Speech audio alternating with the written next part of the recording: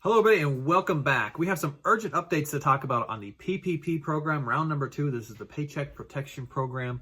With the American Rescue Plan passing, finally being signed into law Thursday by President Biden, there's going to be some new changes coming towards the program. We're going to talk about all of those. And we're going to have to pay close attention to Congress here over the next week or so because there's some cliffs coming up, deadlines coming up, and we're going to need Congress to act quickly, okay? Today is March the 14th. Happy Sunday, everybody. For some of us, we're actually changing our clocks, getting that extra hour of sunlight. It's really exciting here for me because this is when my season usually picks up, okay? This is your daily stimulus report on your first, second, and your third stimulus checks. We're going to talk about EIDL, PPP. We're going to zoom in on PPP for this video, okay? And get you guys your urgent updates. Let's get straight into it.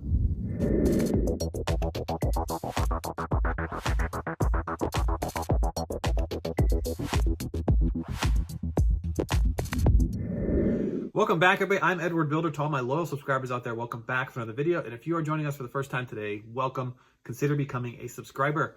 I'm going to dive straight into PPP round number 2, okay, because we're facing a urgent deadline. March 31st. It's coming up here in about 2 weeks of time, and banks are starting to stop accepting applications, okay? So it is major priority. It is a major priority if you are applying for the PPP for the first time, all right? With the new rules, you can now apply with your gross income. So if you're an Uber driver, a Lyft driver, a truck driver, previously, line 31 might have been very small for you. That was your net. They've changed it now for Schedule C filers to use your line number 7, the much bigger number that's at the top, okay? That is all of your gross receipts, all of the cash coming from your business. You now get to take that number, divide it by 12, and multiply it by 2.5 to determine what your eligibility is for a forgivable loan, okay? Forgivable loan, right? You're not going to want to miss the opportunity because you could get up to $20,832 and now you could 2x it, get up to $40,166, okay? So we're going to talk about what lenders are actually doing that and what lenders are sending back some bogus responses that they're saying the SBA is not letting them do that, all right? So we'll talk about all that coming up here shortly.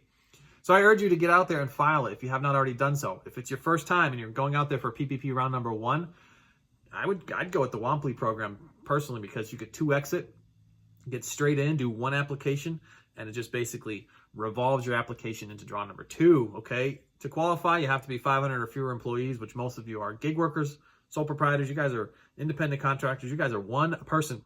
100K is the maximum salary, but to you, that means that the maximum amount of money that you would be able to receive is $20,832 for that first draw, plus another $20,832 for that second draw, equaling $40,166 approximately, okay? It might be off by $1 depending on which way the bank rounds it. And again, you take that line number 7, you divide it by 12, then you multiply it by 2.5, and it cannot be anything higher than $20,832. If it is higher than that, you just have to reduce it back down to $20,832. That's the maximum amount you can get.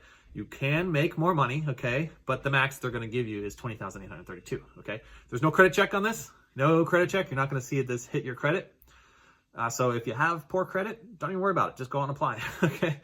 And it's forgivable with an easy form if you are borrowing less than $150,000. The easy form for forgiveness is rather quick. When you spend it on eligible expenses, it's a 60-40 split. 60% or more has to go towards your paycheck, which most of you might take the whole 100% and send it towards your paycheck. And then 40% on eligible expenses that are like rent, utilities, mortgage insurance, and some pandemic-related items, like if you had to modify your facility, buy extra PPE, or if you had suffered any type of vandalism during some of those riots that were out there, okay? So you get to use those as eligible expenses, and you still get to write those off on your taxes. Pretty awesome stuff. So I'm asking you, what are you waiting for, right? Get out there, use a fintech. You can follow this 4-step, easy steps to figure out how and where to go apply. All right, so just follow that video, follow the 4 steps, and it's going to get you in the fast track of getting this application done, okay? I have tons of videos. I've done a ton of research on this, okay? So if you appreciate the content, give us an old like, all right? Smack the old like button. And you can also do us a solid by sharing this on your Facebook or sharing it on your Twitter with all of your friends that are fellow gig workers and spread the message that way. You could join me on other videos where I talk building wealth strategies through passive income, royalties, the stock market, and real estate. Hit the old notification button and it'll let you know when I have new videos coming out. All right, so for everybody out there who applied for PPP Round 1 or PPP Round 2, and this is before they changed the rules to gross income, I know a lot of you are so super frustrated about this. So we're going to have to start some kind of movement here to get Congress to pay attention to us. Because right now the SBA is saying that if you already received your funds, there's nothing you can do about it. You're not going to be able to go and change it to gross. And so it's going to take an act of Congress to get this done, which is good, okay? Because we also need an act of Congress to extend the deadline. Right? So if we could join these two things together, maybe they could get it all done all in one shot. Okay? I don't know, maybe. So let me dive into this a little bit further. Okay? The deadline is March 31st to file for your application. Okay? There's been some things staged by Congress and by the Federal Reserve that demonstrates that it might have an extension coming up for the overall application program. But right now that is not the case. The deadline is the 31st of March still. Okay? So there's another $7.25 billion coming from the new American Rescue Plan heading towards PPP. And so it doesn't make a ton of sense that they won't extend the deadline, considering those funds are going to land probably after the deadline expires, okay? And the new rules will probably come out after the deadline expires, all right? So it doesn't make a ton of sense to send more money over there and then be like, you can't even go apply for it, right? So, little context, the reconciliation bill, it's against the rules to go and extend the deadline within the reconciliation bill. So it would have to come out in either a standalone or possibly something else. Maybe the infrastructure bill that's coming up, okay?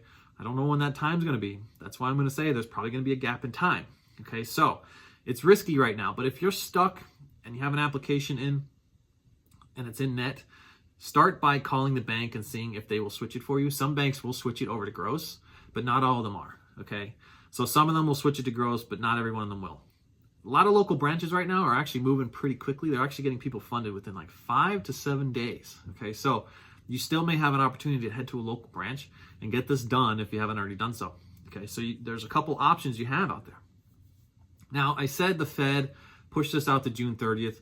We also know that the House is going to go on recess March 26th for about 3 weeks. Okay, and that's why I'm telling you, there's going to be a gap in time from the moment the deadline ends to the moment the new application reopens to allow applications to keep flowing through the SBA for another 3 months or so. This happened during the first round 1. It closed down for about 2 months, okay? And you were still able to submit your applications to like fintechs and they held them on file. And the minute the application process reopened with the SBA, they just took those applications and stuck them in and you got back into fast lane, back into the fast track, okay? But I'm telling you, there will be a gap in time. It seems like the Fed pushing the date out to June 30th will allow the SBA to continue to process applications after March 31st, so they can handle this in waves. They've got maybe $1 million, they maybe have 1 million applications sitting in the queue, and they're going to basically go through all those applications before they allow another 1 million applications to come in. All right, so it seems like we're probably going to be looking at like a 2-month delay in time. So you need to ask yourself here for a minute, do you want to just leave your net application in there in hopes that they're going to someday have an act of Congress that allows you to change it to gross? Or you could withdraw it in hopes that you get it back in time.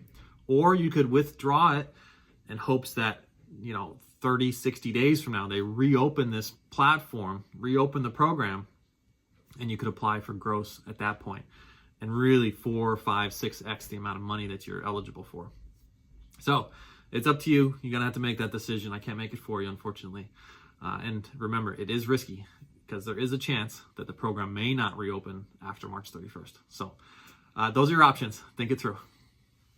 Remember, leaving a comment enrolls you in my next giveaway. When I hit 20,000 subscribers, I'm picking a lucky comment from one of my subscribers of all of my videos to send $500 to. Okay, I just did this last Saturday. It was a really awesome moment here for the channel. We hit 10,000 subscribers, and we're going to do this. We're probably going to hit this next 20,000 milestone within like the next 10 days or so. It's moving really quickly. We have a lot of momentum on the channel. And if you need help figuring out what kind of comment to leave, let us know where you are in the PPP process. Let us know if you got a PPP1 or a PPP2, where you applied, if they're allowing you to take gross income, so we can help out all of our viewers on the channel here so they can get some insight. All right. Okay, but the next step here is going to be up to you. Okay, take some of this stimulus money and start a new chapter in your life. Go out and start a business. I'm always looking for business partners in my short-term rentals. You guys could find me on Instagram if you have interest in investing in short-term rentals, or if you want to get into the game, let me know. Find me on Instagram and we could talk about some of the things that I do. Or get out there and start investing, right? You could check out right now in the description, Webull or BlockFi. Webull wants to give you 2 free stocks valued up to $1,600 after you deposit $100 into the platform. And BlockFi, if you deposit anywhere between $50 and $250 to secure your cryptocurrency, you can earn up to 8.6% on this. That's pretty fantastic, 8.6%. Webull's pretty cool. They let you spin this wheel here. Check this out. Every time you invite friends, they let you spin this wheel. And look at that. I just won 1 free stocks. And the other day, I won this, $262 worth of free Facebook stocks. Pretty awesome stuff. Webull's trying to help you promote building a portfolio. Really cool, really cool. If you need more assistance outside of my free content, you could schedule a one-on-one with me. You could find me in the description, or you could find me right there pinned in the top comment. Just follow the link and schedule a call with me. That's going to do it for today, everybody. I thank you all again, and I'll catch you on the next one. Bye for now.